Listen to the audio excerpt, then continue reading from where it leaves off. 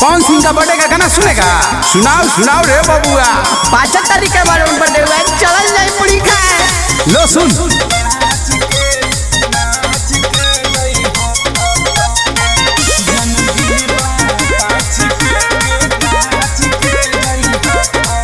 तोहर चढ़ल जवानी भइल पारा, तोहरा ढोढ़ी पर चली गोली छारा।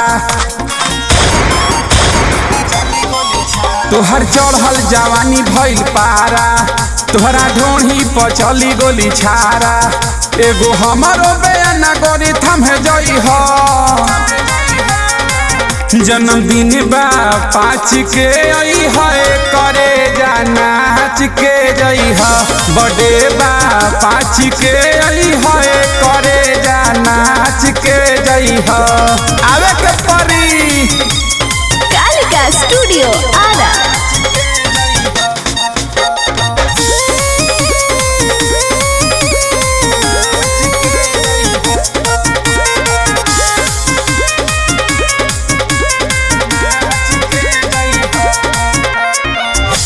भैया के मनता बर्थडे करी हजन गोरी माना।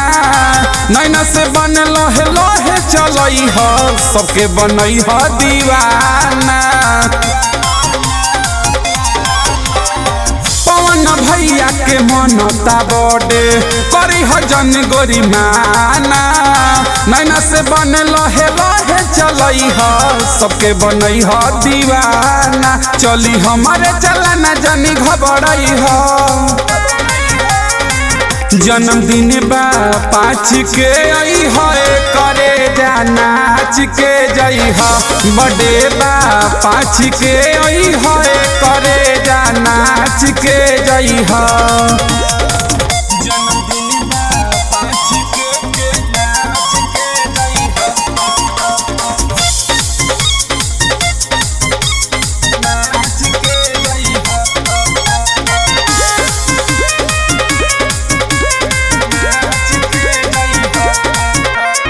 मनता बर्थडे सुनाए रानी भोजपुरी के शेर के। नाही अबू तो अर्जुन छलिया रख दी घेर के। कहीं आइलो बेटहर मुश्किल हो जाई। मनता बर्थडे सुनाए रानी भोजपुरी के शेर के। नाही अबू तो बबुआ राजेश रख दी घेर के। कहे देवे राज जन तू भुलाई जाई हो, जन्मदिन बा 5 के आई है करे जा नाच के जई हो।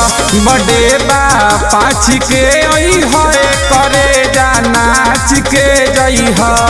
आई हो आ लेके जई हो।